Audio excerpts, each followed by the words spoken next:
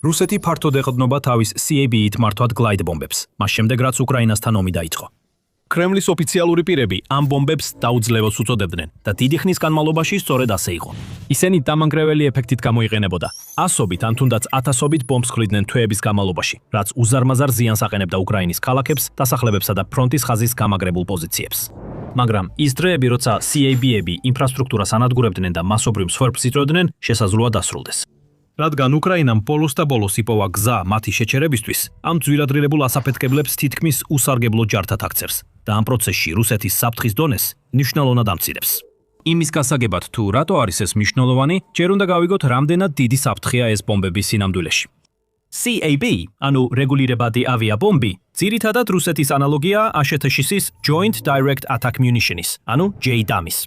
JDAM-ის დამიზნების კომპლექტები ფაქტობრივად გარდაქმნის არამართული, ეგრეთ წოდებული ბრმა ბომბებს, ჭკვიან, ზუსტ საბრძოლო მასალად, რაც მათ მნიშვნელოვნად უფრო ზუსტსა და ეფექტურს ხდის ბრძოლის ველზე.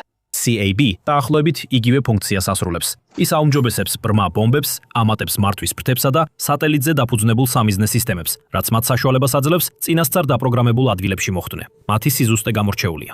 კალ პირობებში, შესაბამისი ამინდისა და მკაფიო მონაცემების შემთხვევაში, ისინი მიზანს მხოლოდ 20 მეტრის, ანუ 65 ფუტის ცდომილებით ურტყამენ.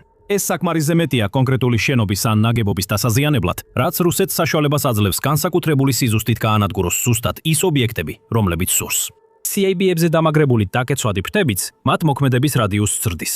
მრავალი მათგანი დაახლოებით 40 მილიან, ანუ 65 კილომეტრიან მანძილზე აღწევს სამიზნემდე. თუმცა ზოგიერთი მათგანი ბევრად უფრო შორსაც მიდის. ყველაზე თანამედროვე მოდელები, რომლებიც აღჭურვილია უახლესი და საუკეთესო UMPK-ის მართვის მოდულებით, სავარაუდოდ დაახლოებით 120 მილიან, ანუ 195 კილომეტრიან რადიუსს ფარავს. მიუხედავად იმისა, რომ ეს შორსას ვერ მივა იმ 1000-ზე მეტი მილიანი რადიუსთან, რაც ბევრ რაკეტასა და უპილოტო საფრენ აპარატს, მაგალითად შაჰიდის დრონებს აქვთ, მაინც შთამბეჭდავი მანძილია ასეთი ზომის ბომბისთვის. ეს საშუალებას აძლევს რუსეთს, მაგალითად, საკუთარი საჰაერო სივრციდან გაუშვას კაბები, მაგრამ მიზანში ამოიღოს უკრაინაში საზღვრის იქით ოკუპირებულ ტერიტორიებსა თუ სხვა რეგიონებში მდებარე ობიექტები. გაშვების შემდეგ ბომბის GPS ნავიგაციის სისტემა აქტიურდება და იარაღი საკუთარ ფრთებს იყენებს, რათა წინასწარ განსაზღვრულ სამიზნემდე მიემართოს. და როცა ისინი მიაღწევენ მიზანს, მათ აქვთ საკმარისზე მეტი ასაფეთქებელი ძალა, რომ სერიოზული ზიანი და განადგურება გამოიწვიონ. რაც შეეხება ქობინებს, მათი ზომა და გამანადგურებელი ძალა მნიშვნელოვნად განსხვავდება. მცირე ვარიანტები დაახლოებით 500 ფუნტიან, ანუ დაახლოებით 225 კილოგრამიან ქობინებს ატარებენ. სხვა ქობინები ორჯერ უფრო მძიმეა, 1000 ფუნტს, ანუ დაახლოებით 450 კილოგრამს აღწევს. მაგრამ ეს მხოლოდ დასაწყისია. რუსეთი ასევე იყენებს ბევრად უფრო მძიმე ვარიანტებს. მაგალითად, CAB 1500 ატარებს ქობინს, რომლის წონა დაახლოებით 1500 კილოგრამია, ანუ 3000 ფუნტზე მეტი. ესენი ნამდვილი გამანადგურებელი იარაღებია. დათქმისას ისინი შეიძლება შექმნან 50 ფუტამდე სიგანის კრატერები, რომლებიც განკუთვნილია გამაგრებული სამიზნეების, გამაგრებული ნაგებობებისა და კრიტიკული ინფრასტრუქტურის გასანადგურებლად. ეს მძიმე ქობინები გამოიყენება მაშინ, როდესაც კრემლის საომარი მანქანა მაქსიმალური ზიანის მიყენებას მინიმალურ დროში ცდილობს. ბეტონის ბუნკერებისა და გამაგრებული უკრაინული თავდაცვითი პოზიციების განადგურებისთვის, ან სამოქალაქო ინფრასტრუქტურის მთლიანად რუკიდან წასაშლელად. და საქმე მხოლოდ იმაში არ არის, რომ კაბებს საოცარი სიშორე, უზარმაზარი ძალა და განსაკუთრებული სიზუსტე აქვთ. ისინი ასევე უკიდურესად რთულია ჩაჭრა ან რაიმე გზით შეჩერება, რადგან ისინი ძალიან მაღალი სიჩქარით დაფრინავენ და როგორც წესი, რამდენიმე 100 მილისაათში აღწევენ, როცა არჩეულ სამიზნეებზე მიემართებიან. ამ ყველაფერთან ერთად მათი წარმოება არც ისე ძვირია. მაგალითად, მაღალი კლასის კაბი, რომელიც აღჭურვილია UMPK მოდულით, რუსეთს თითოეულ ერთეულზე დაახლოებით $25,000 დაუჯდება. ამ ფაქტორებმა კაბები რუსეთის არსენალის განუყოფელ და თითქმის შეუფასებელ ნაწილად აქცია და ამას უკრაინაც კი იძულებული გახდა დაეთანხმოს. ქვეყნის გაზეთმა Stranam 2025 წლის 24 ოქტომბერს დაწერა. რუსებმა ოქროს ძარღვს მიადნეს. მათი ავიაბომბები ატარებენ ორჯერ ან სამჯერ მეტ ასაფეთქებელს, ვიდრე შაჰიდის დრონები. დაფრინავენ უფრო მაღალი სიჩქარით, ნაკლებად პროგნოზირებადად მანევრირებენ UMPK-ის წყალობით და რაკეტაზე პატარა ზომის არიან, რაც მათ ჩამოგდებას ართულებს. სამხედრო პორტალმა Warzone-მა ასევე დაადასტურა და დაახლოებით იმავე პერიოდში დაწერა. CAB გრძელდისტანციური UMPK მოდულით საჰაერო თავდაცვისთვის დიდი თავის ტკივილია. მათ ჩამოგდება უკიდურესად რთულია, რადგან პატარა ზომის არიან, შედარებით სწრაფად დაფრინავენ საათში 250-დან 310 მილამდე სიჩქარით და თერმულ კვალს არტოვებენ. და მრავალი თვის განმავლობაში რუსეთი სრულად იყენებდა ამ იარაღს. 2024 წლის განმავლობაში რუსეთი ყოველ თვეში 3200-დან 3500-მდე ასეთ იარაღს აგდებდა. 2025 წელს ეს მაჩვენებელი მკვეთრად გაიზარდა. ზოგ თვეში რამდენიმე 1000 კაბი ვარდებოდა. სინამდვილეში 2025 წლის ოქტომბერში ერთ კვირაში რუსულმა ავიაციამ გასროლა განსაცვიფრებელი 1370 კაბ ბომბი. უკრაინის თავდაცვის ძალებისთვის ეს უზარმაზარი უკუსლა იყო. მათ ეგონათ, რომ უკვე იპოვეს გზა კაბის საფრთხის წინააღმდეგ. 2024 წელს კიევის ძალებმა გააცნობიერეს, რომ მიუხედავად მათი მრავალი უპირატესობისა, ამ მართვად ბომბებს ერთი მნიშვნელოვანი ნაკლი ჰქონდათ. აქილევსის ქუსლი, რომელიც შეიძლება მათი დამარცხების მიზეზი გამხდარიყო. მათი დაბლოკვა შეიძლებოდა. მსგავსი ამბავია ბევრი მართვადი საბრძოლო მასალის შემთხვევაშიც, რადგან ისინი, როგორც წესი, სატელიტურ სანავიგაციო სისტემებზე არიან დამოკიდებული სამიზნეების პოვნასა და დარტყმაში. შესაძლებელია მოწინააღმდეგე ძალებმა დაბლოკონ ეს სატელიტური სიგნალები, რაც ფაქტობრივად ამ ჭკვიან ბომბებს ისევ უმართავ ბომბებად აქცევს, ტოვებს მათ უსინათლოდ და მნიშვნელოვნად ამცირებს მათი სამიზნემდე მიღწევის შანსს. მათ მაინც შეუძლიათ სერიოზული ზიანის მიყენება მაშინაც კი, როცა დაბლოკილია სიგნალი, მაგრამ ხშირად გადაუხვევენ კურსს და ვერ მოხვდებიან განზრახულ სამიზნეებს.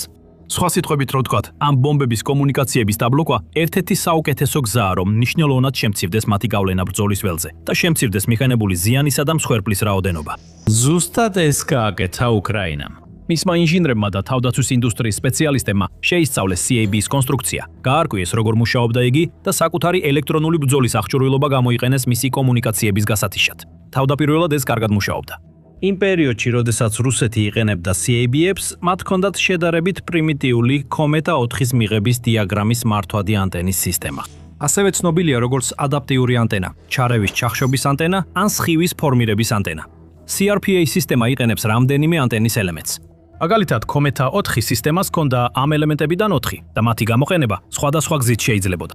მაგალითად, რამდენიმე ანტენიდან მიღებული სიგნალები შეიძლება დაემატოს ერთმანეთს, რათა სიგნალი გაძლიერდეს. სხვა მხრივ და რაც უფრო მნიშვნელოვანია, ინდივიდუალური ანტენები შეიძლება გამოყენებული იყოს სიგნალების გამოსაკლებად ან გასანულებლად. დაახლოებით ისე, როგორც ხმაურის ჩამხშობი ყურსასმენები მუშაობენ და არჩევითად ბლოკავენ გარკვეულ გარეხმებს გამოყენებისას.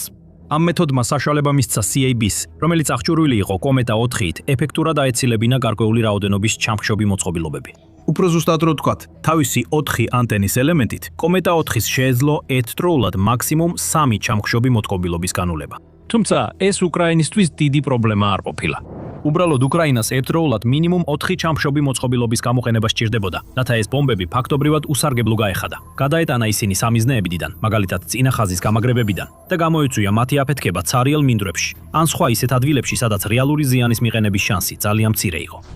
სანამ გარკვეული დროის განმავლობაში ეს მუშაობდა, ანგარიშები აჩვენებს, რომ რუსეთის ბევრი ბომბი სამიზნეს აშკარად ასწდებოდა. მილიონობით დოლარის ღირებულების ასაფეთქებელი ნივთიერებები იკარგებოდა, რადგან ბომბები, რომლებიც ჯარის კონცენტრაციებს ან ბუნკერებს უნდა მოხვედროდა, საბოლოოდ ფერმერების მინდვრებში, ან სხვა ცარიელ უსარგებლო მიწის ნაკვეთებზე ფეთქდებოდა.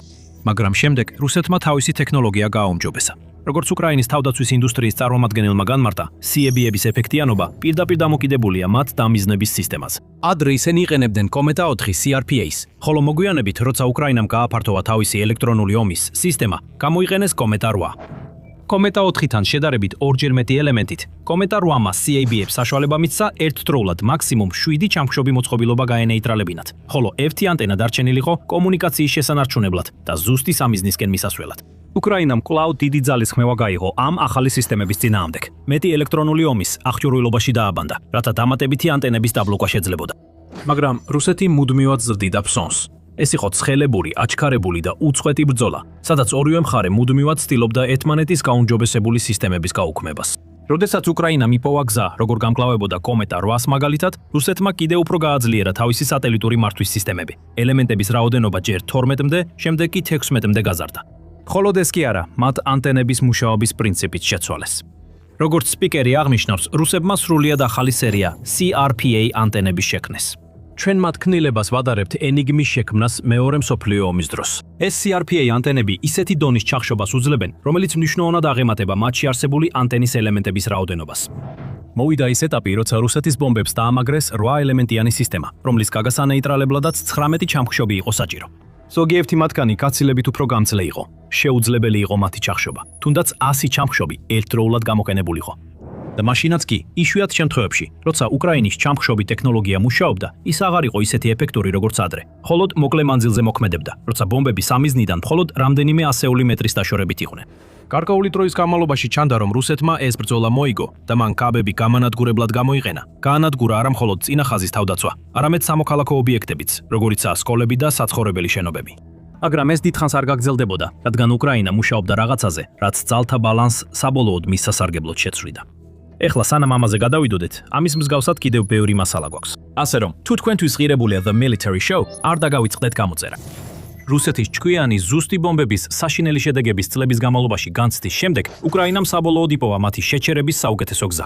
ახალი ჩამხშობი, რომელიც არაფერს გავს აქამდე ნანახს, რომელსაც რუსეთს პასუხი არ აქვს, რომელიც მათ საუკეთესო CRPA სისტემებსაც კი სრულიად უსარგებლოსდის.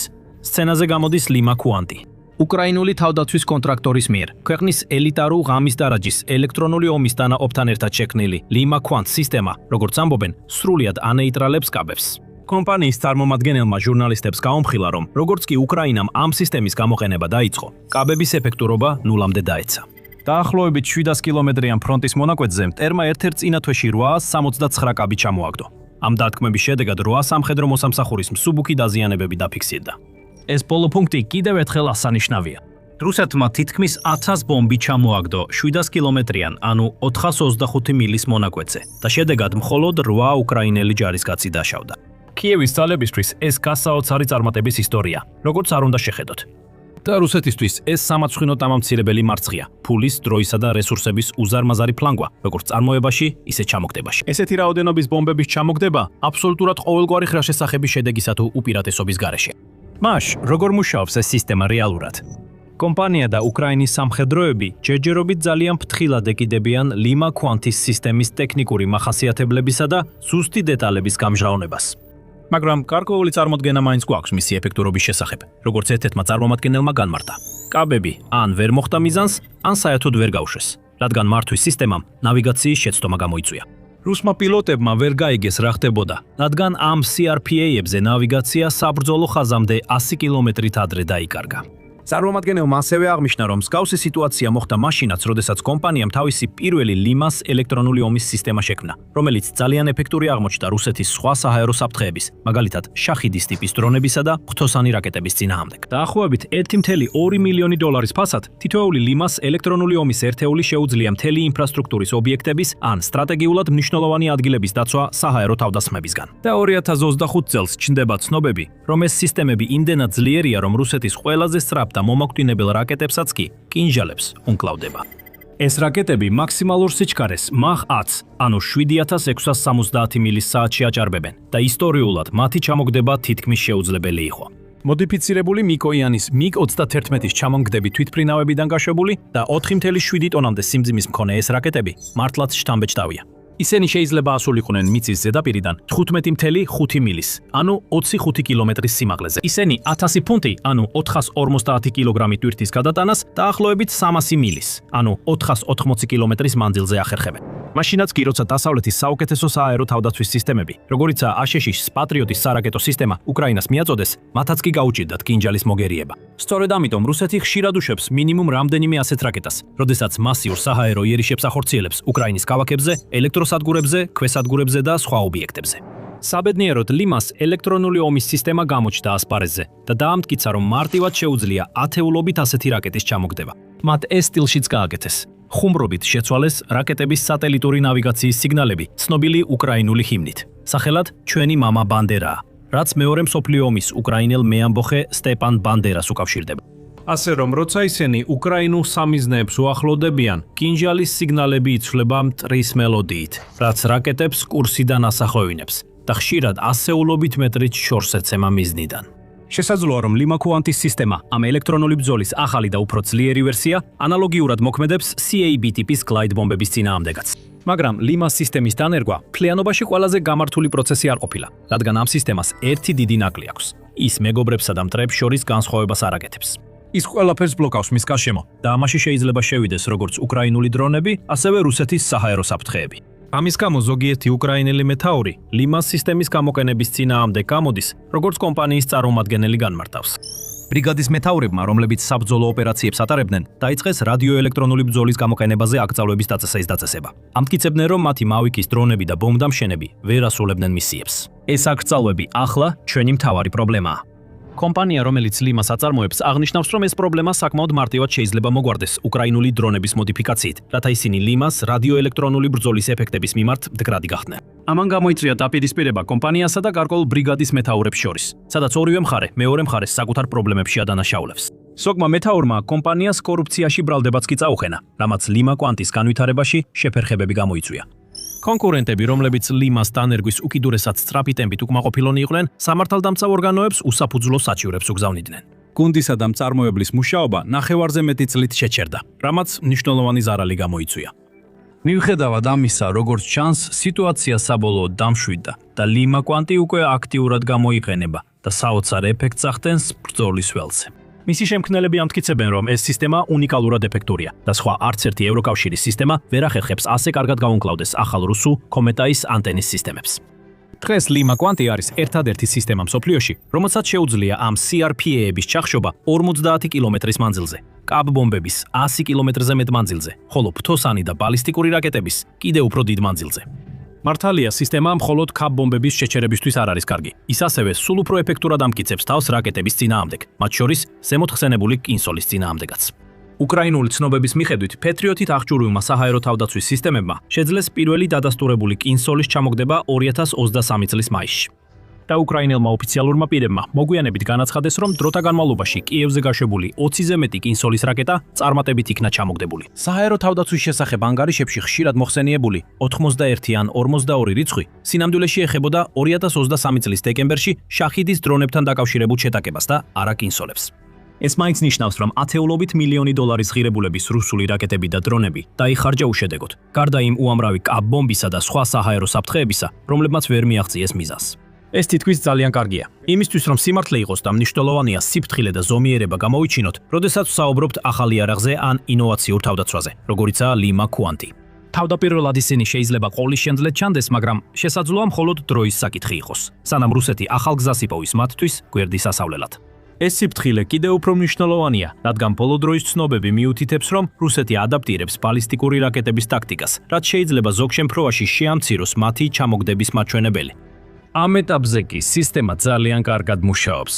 და სანამ ლიმას გუნდი აქტიურად აგრძელებს მომავალში რუსული საფრთხეების წინააღმდეგ ბრძოლას და ტექნოლოგიის განახლებას, ეს შეიძლება უზარმაზად დახმარებად იქცეს უკრაინული ძალებისთვის.